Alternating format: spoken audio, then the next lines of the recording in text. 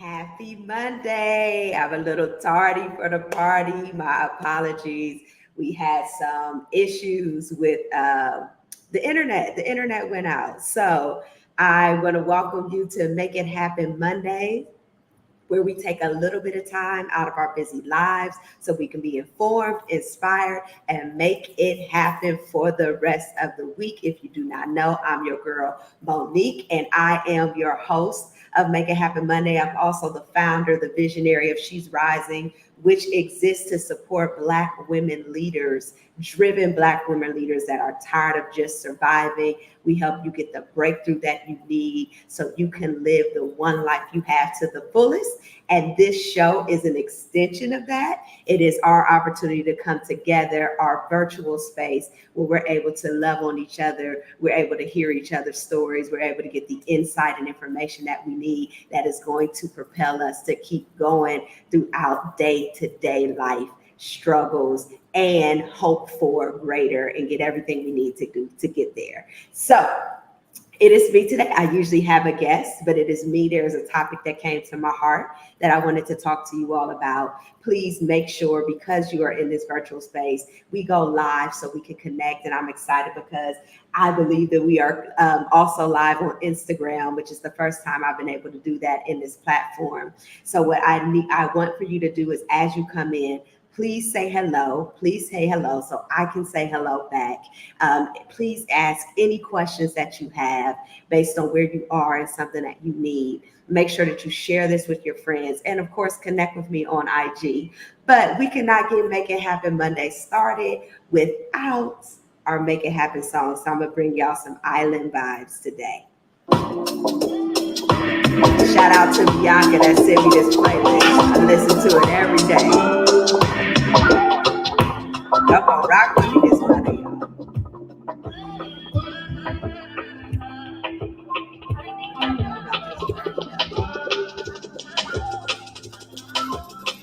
Testify for you. I knew that 3 times again. I testify for you. I told I like you, that bitch I do it. All of them around you scared of you. I'm not. Long as you joking now here for me. I ain't got it. My bitch keep getting do it. I your body. Long as you dreaming about me, ain't no problem. I don't got nobody just with you right now. The truth, I look better under you. I can't love. I'm with you, girl. You could just do it for me. I'm ready to find you like you do. I can't with you. Yeah, that is my cut. Listen, that's my workout. That's my play list on my workout. Again, that's Full Crate. What is that? Full Crate Takeover, I think, episode or section, whatever, 626. So y'all, put it on your playlist.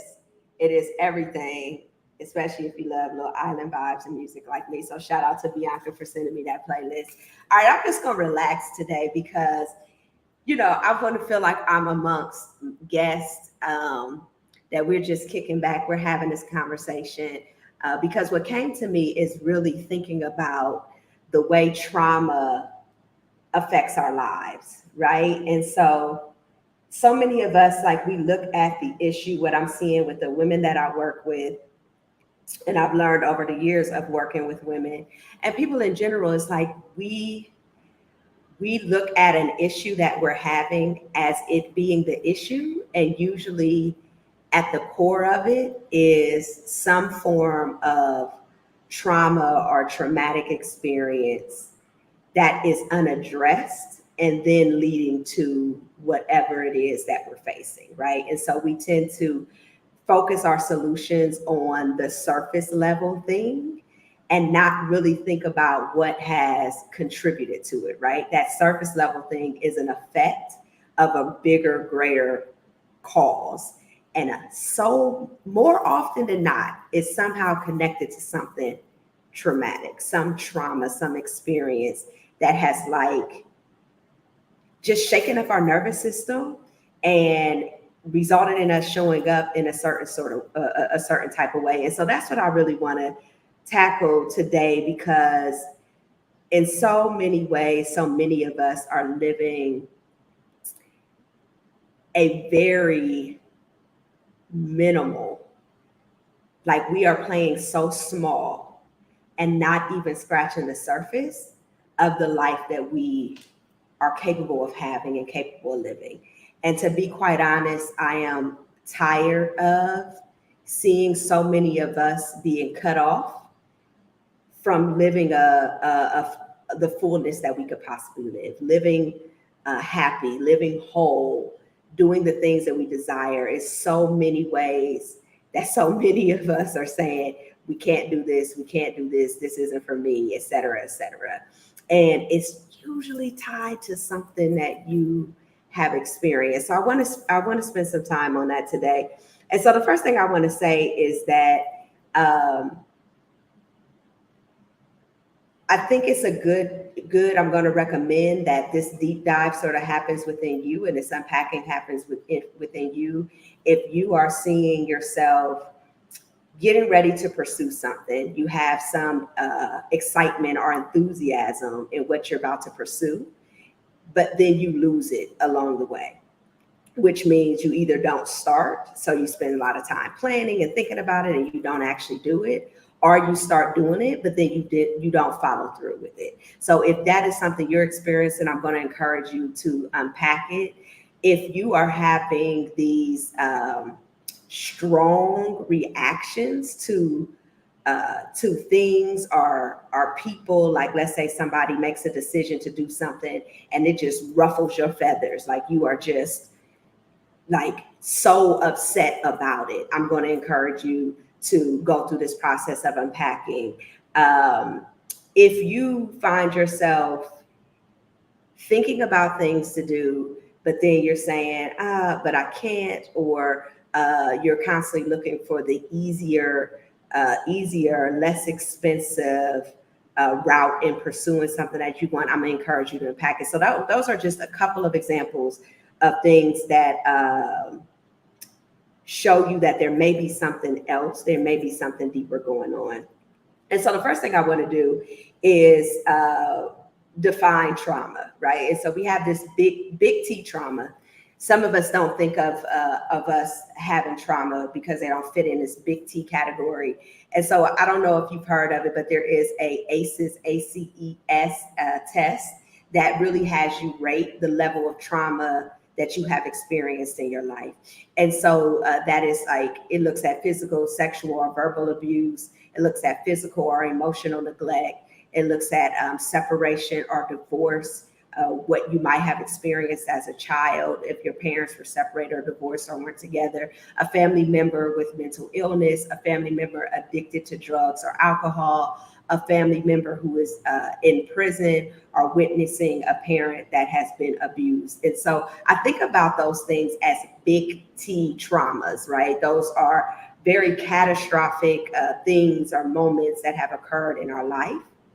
And so that's what I think of when I think of the big T traumas. And let me say that the test points out and asks questions where, for example, under the physical or under the emotional neglect, you may not know that you experience emotional neglect, but certain questions that the ACEs test asks really shows you what you thought, what you accepted as the norm really was not, and really was a form of abuse and neglect. And I know for many of us, especially in Black households and within our lives and within the lives of those around us, it's happening so much and so often that we really don't even look at it as a form of abuse. It was just something that happened. It was something that you expected to happen and you became okay with it. And it was something that you may have perpetuated. You ended up doing in your own household towards your own children or in your own way of living and dealing with other people. But this test really breaks down like that's not normal. That was a form of trauma. So go ahead and look at that test. But even if you haven't gone through the big T traumas, right? Like there was nothing catastrophic. The idea of trauma is this belief that we all have it. All of us have experienced some sort of moment that something didn't go the way that we hoped. There was some loss or some devastation. And loss doesn't have to mean that you someone physically died, but it means that life as you knew it was no longer. And it was such a pivotal moment that you felt like you lost something along the way. And so there's these little T traumas that are surrounded around pain or grief, right? Or loss of some form that shows up in our lives. Even though we may look at it as small, it shows up in very grand way. And so, unfortunately, for many of us, we have been taught to deal with these or to move on in life by doing the external things, achieving in school, getting these educational success, achieving on the job. Even when we're looking to solve something, if it feels like it's off to us, we look for external things. Where's the book I can read? Or where's the external mechanism that I can use to fix this problem? But what I want to lift up today is that your solution to the problem is not in the journals. They could be aids.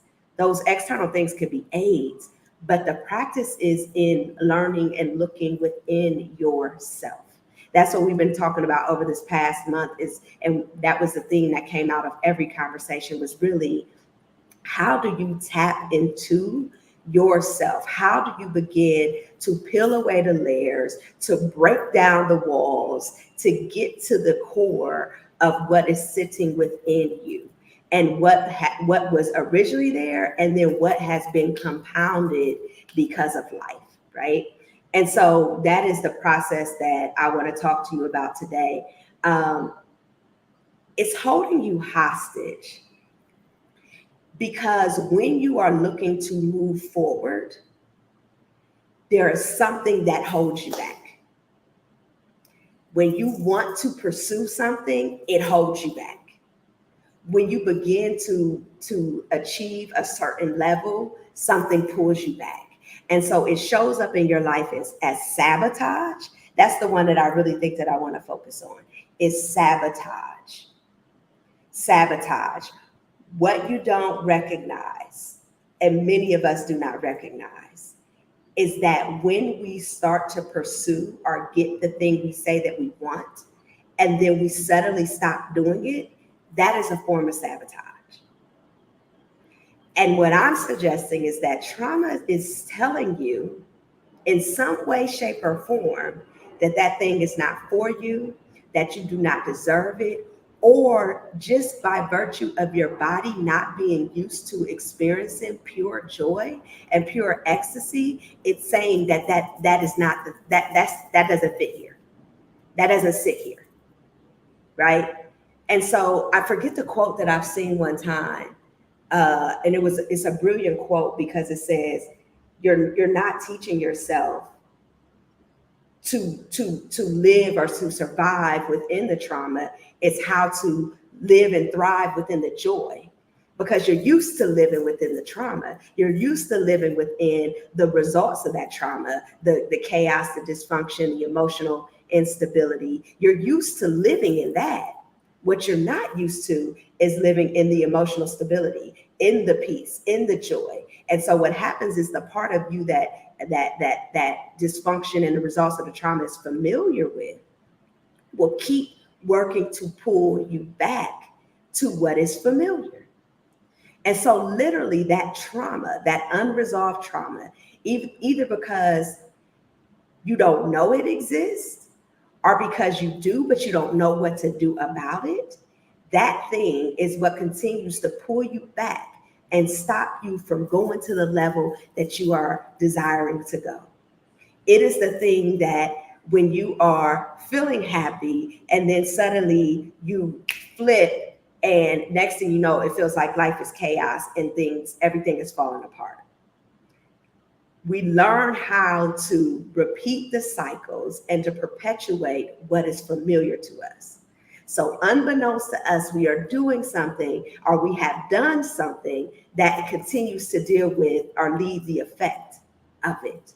And I hope this is making sense, and you're getting an understanding. And I encourage you to think about those things in your life, those moments in your life where you are literally continuing to you continue to see the chaos, you continue to see the hardships, right? So I won't even say chaos. It just feels like hardship after hardship after hardship.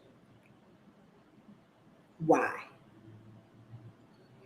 Even if you're not doing anything today that's leading to that hardship, there's something that you may have done 5 years ago that is constantly contributing to today's reality. And until you understand what it was and why it was, you're not going to be able to grab a hold of that thing and then persistently do something different. Consistently, persistently practice to do something different where even the effects of your trauma start to feel different, but you're not allowing yourself to be capped by it anymore. And I will give you an example. You know, guys, I am very transparent, maybe to a fault, but that's okay, because if it liberates or supports somebody else, I'm all for it. Okay, so in my life, in the trauma that I have experienced, joy and happiness and consistency and safety was not a luxury that I had, right? There's things that we have in our life and sometimes we take for granted because we don't realize that everybody does not have that. So to have the ability to feel safe in my own home, safe in my relationships, in terms of the adults that care for me, my parental relationships and my guardians, I didn't have that. And so I got very used to the ups and downs, people's behaviors, their sentiment towards me being an up and down. I never knew what I was going to get. I never knew what I was going to get, right? Was I going to be loved on today? Was it going to be like, oh, but Monique, go somewhere and sit down? And so I don't think that there was anyone around me growing up, and it wasn't that I could say, honestly, that was happy. They were dealing with their own struggles and chaos, and life just felt like one big struggle. From what I experienced, from what I saw other people experience, to what my friends were experiencing, wasn't nobody good. Everybody was struggling. How did I survive? I got control of that thing, probably kind of went a little numb, got real focused. I really just drilled in and grinded. I knew I needed to get out of where I came from. So I was going to college because I needed to get away. And I always excelled in school because that was my escape. And I went there and I did well. So I just continued on that track and got the degrees and started the business and all of the things, but never quite felt fulfilled, and always found myself in the midst of the success creating some dynamic that made the situation harder.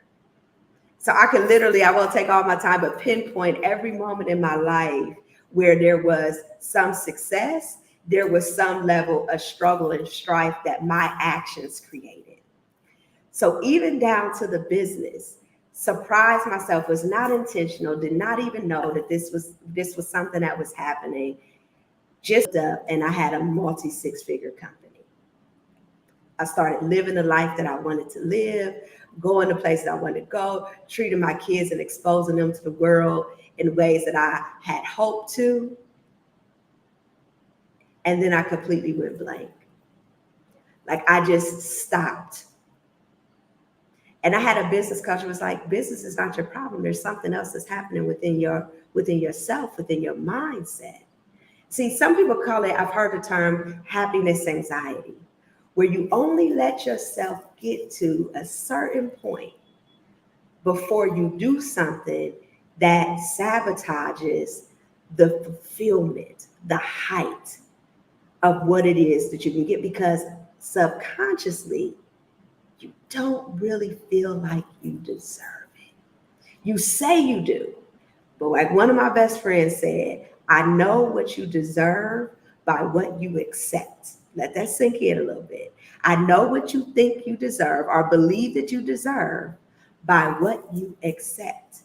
And so we, on one hand, I deserve all the affirmations in the world, all of the confirmation, all of the mantras in the world. but yet our actions, what we do and what we tolerate and what we accept shows that there's a part of us that does not really believe that we deserve that. For me, did I feel like it came too easy? Did I feel like it didn't work for it? I didn't really work for it? Did I completely negate the 20 years that I spent in the field? So me going to start a business that ended up being successful was a result of all the time and energy and effort that I put into the work that I had did, the relationships that I had gained the 20 years prior. Did I discredit what I deserved, what I had earned? Because it didn't come in the struggle that I was used to having in life? Because it didn't come in that sort of grit and pain and agony? Right? So these are the things that help say, hey, this is what had me say, trauma is at the root of that. And it's not the traumatic event itself. That's not what leaves the lasting issue. It's what you believe about yourself, what that belief turns to in your actions, how that shifts into your behavior and your mindset because you experienced that thing. What did that experience tell you? What did that experience tell you about you? What did it tell you about life and what you can expect from life? Do you know that your mother or your grandparent, your father speaking something negative, even saying something as simple like, you too much, you talk too much. Do you know that that has a traumatic effect on you? That gives you messaging directly and indirectly about your place in the world? That it tells you that a thing that could very much well be your gift is your flaw? And that thing will ruminate in the back of your mind? So even if you grow up to say, oh, this is a gift of mine, I want to be a speaker, you might not be able to get on the stage, or when it's time to book the opportunity, you're not able to pursue the opportunity. See, we like to call it imposter syndrome. Every time we don't feel comfortable in certain places.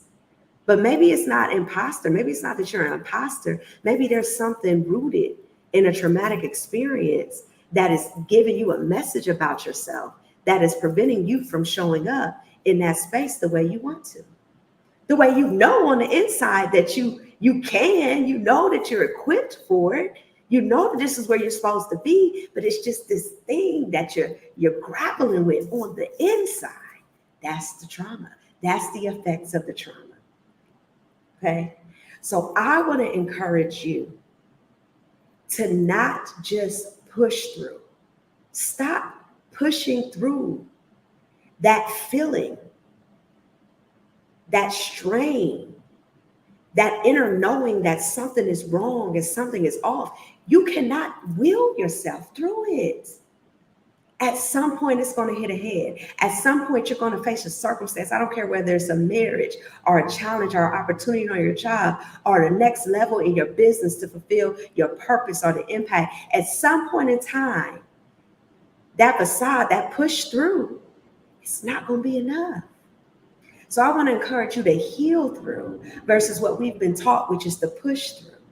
And healing through versus pushing through it's not that I don't will myself through it, but I instead pause and I invite it to tell me, to talk to me. I invite with that discomfort is happening. What I do is I pause to say, what is this about? What is it telling me? What is it teaching me? What is it saying? What's off? And where did it come from? Where was the first time that I feel that? Act as your own therapist. Ask those questions. What's the first time I felt this? What happened? Like this is what you want to do. That's how you heal through versus push through. And I want to give this, shed this light on healing because I consider myself right now to be in an active healing process. When you've gone through so many things, there's different layers to it. And so I'm actively healing in one space in my life that I haven't healed, where I have had some healing and some resolve in other areas. There are some areas that I consider myself active healing. So that doesn't mean that I'm sitting in a corner rocking, right, sucking my thumb, crying, not being out in the world, hiding. But on the moments that I do feel like I desire solitude and not the distraction, and not finding myself distracting myself with things of the world, I take that moment of solitude. But that comes from being in tune with yourself. So when you think about active healing, I think about the idea of shedding and manifesting at the same time. You're letting something go and you're creating room for the thing that it is that you want. You're actively healing, shedding and manifesting at the same time. It means that you are embracing your season of stillness. You're embracing it, which means you may not be the most producing. Not to say that you're not productive. I almost said productive. You're very productive. Healing is productivity. Stillness is productivity. Despite what life has taught us and society has taught us, it is not always glorified or a great thing to constantly be feeling like you have to produce. No, you can be productive by being still, because of the learning that is happening within you that's going to make it even better when you start producing. And so in active healing, you are embracing this season of stillness, the season, and you are okay with uncertainty. I never thought, a control freak like me never thought that I would be okay with uncertainty. But this last year of my life, I really had to lean into not having the answers, not having a definitive goal. My goal was just to explore me. Whatever tickled my fancy, whatever I was interested in, things that I have done before, drawing, painting, right? Music, poetry, all of the things that at some point in my life were a part of my life that I enjoyed, or even I took an interest in. My goal was to explore that. No definitive, I'm going to make X amount in the business and this and this and this. But in the season when you're actively healing, you are being okay with the uncertainty, and you are stopping the battle to maintain control, because the truth of the matter is, no matter how much control you think you have none at all. None at all. You are not in control. You can manage some things, but you are not the ultimate dictator or what is or what isn't. The best you can do is manage yourself in that process. So that false sense of control, in active healing, you're letting that go. And you are trusting that you will land on your feet. You will get the answers that you need to get. You will have the people, the things, the experiences, the desires, and they will come as they are meant to come. Right? So that control, you release it. All of this leads to this alignment. Or I like to say realignment. We've talked about that, catch the replay, realignment, because the fact is there was a truth about who you are that existed before it got muddied. And sometimes we go through this process of active healing just to realign with who we were at our core, to realign with what was meant before we decided or before someone else decided that this was the thing that they were going to take through, or they were going to do to us, or whatever the case may be. And so you get to align with that clarity comes where you stop questioning, you stop doubting, and that uncertainty, it leaves, because now you're sure, now you're clear, right? And then I like to think about the next stage of active healing as the rebirth. Right? The rebirth. You're coming back. We just celebrated Easter not too long ago. Got up. The rebirth, which is a greater, more aligned, clearer version of yourself. Right? As much as you think you bad now, you doing this, you doing that, to have it done with the knowledge of the trauma and the and healing of those things in a way that they no longer hold you back. Now that's a powerful woman right there, right? That rebirth.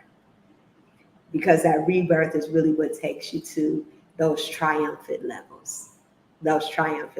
So I just wanted to talk to you about the trauma today and how I'm seeing it show up in so many people's lives and the women's that I'm working with, and even the process that I have dived into, over the past year and a half or so. And so I encourage you all to really take a microscope to yourself and be willing to be honest. I always say that, and pinpoint the way trauma is showing up in your life. And if you don't know to look at it as the traumatic thing, look at it as something that you're facing or something that has been a block for you when it comes to doing the thing, showing up in a certain kind of way, pursuing the thing, whatever that may be. Think about it as that, and then trace that back. Because once you're able to trace it and really find it and then work through it, that's when you will no longer allow your trauma to continue to grip you and to stifle you and to shackle you. And so today, I have less of a quote and more of just like a word of encouragement that really centers around this idea that trauma doesn't always go away. The effects of trauma, the fact that you experience it doesn't always go away. There's portions of it that you may carry because our bodies remember, right? So there may be an aspect of it that you carry, but it is possible to thrive despite of it. It is possible to become aware of it. And in that moment where that trauma seeks to come up and to rear its ugly head, you have the ability to be able to slap it right back down to where it came from. You have the power and the capability, and it is stronger than any one single moment in your life. It does not have to rob you of you getting to the place where you can say that I did this thing called life exactly how I wanted to do it. That I was been able to see the things I wanted to see, do the things I wanted to do, create the mark on this world that I want to create. I've been able to do that in spite of the trauma that has been a part of my life.